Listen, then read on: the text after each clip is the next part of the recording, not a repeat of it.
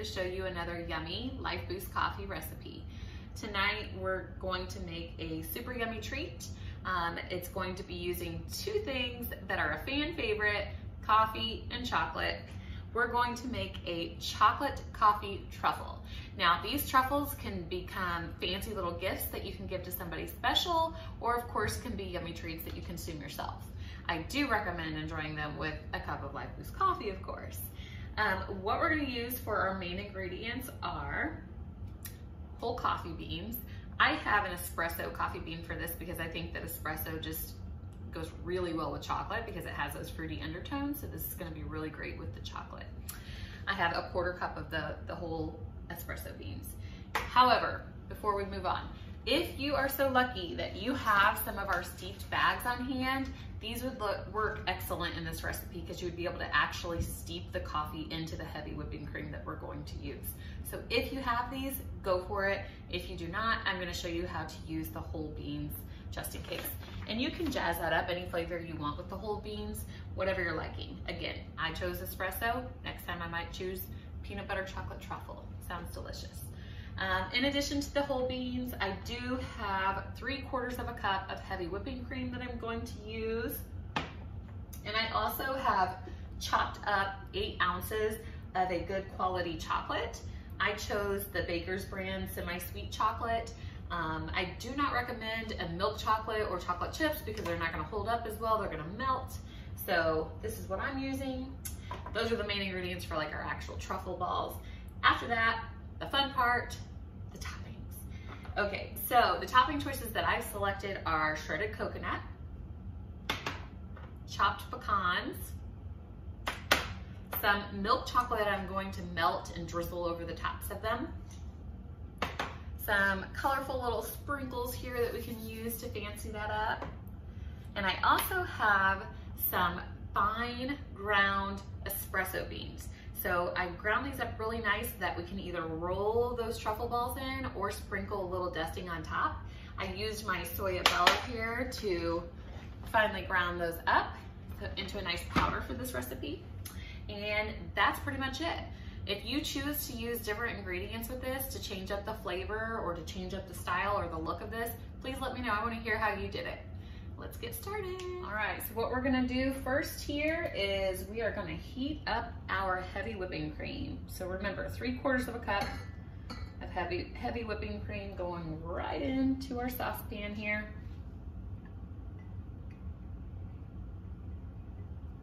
Get all that yummy goodness.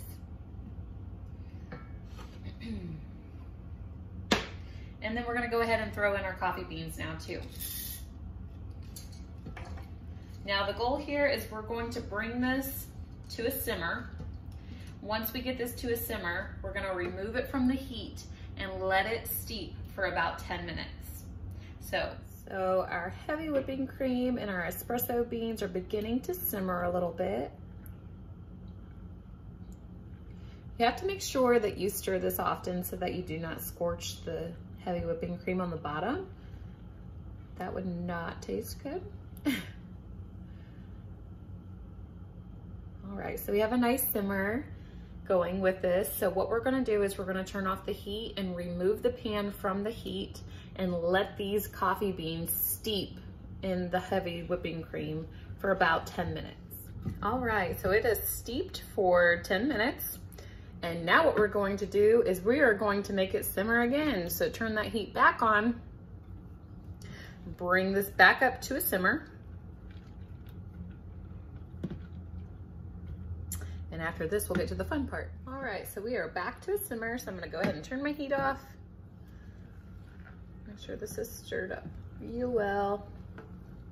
I am going to put my chocolate that I had chopped earlier, the Baker's chocolate, into my bowl. Again, if you would like to do this with dark chocolate, go for it. Also with the heavy whipping cream, if you want to add like butter or coconut oil, you can add a little bit of salt even, vanilla, more sugar if you want to sweeten it up, whatever your preferences are. So we have our chocolate in here. I'm gonna put this strainer over the bowl so that I can get the coffee beans out of it.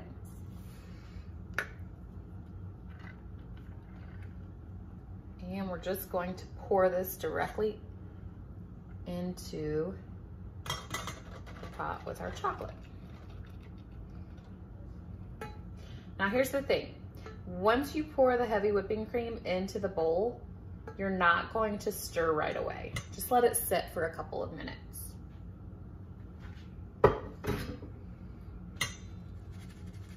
And remove the beans. Once you've let the hot heavy whipping cream melt the chocolate, so it looks like this, I've not stirred it yet. You're gonna start from the center and just kind of easily mix and incorporate that. You don't wanna speed it up too much. We're just easily mixing this up, and you'll get this nice melted chocolate. And it'll take a while. Once I mix this up pretty good, I'm gonna get out a whisk and mix it up a little bit better. And you do have to stir for quite a while. And you'll know when you're finished because it'll all look like melted chocolate. All right, once you have it all completely melted like this, it's a nice, shiny, smooth chocolate ganache actually. You're going to cover this and put this into the refrigerator to cool for about an hour. It will solidify quite a bit, and then we are going to make our truffles. Okay, so I have let my chocolate and coffee concoction here harden up. As you can see, it's pretty thick.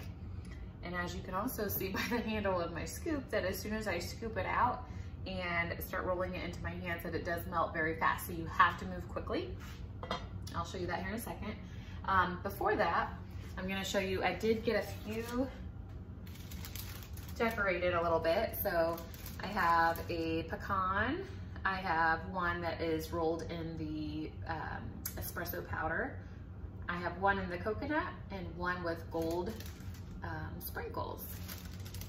So make sure that once you get started with this, that you have a towel on hand, you have water running or something, because your hands are gonna be very messy. So what you're gonna do, I just have a small little scoop here, because it makes it easier to get it out of there.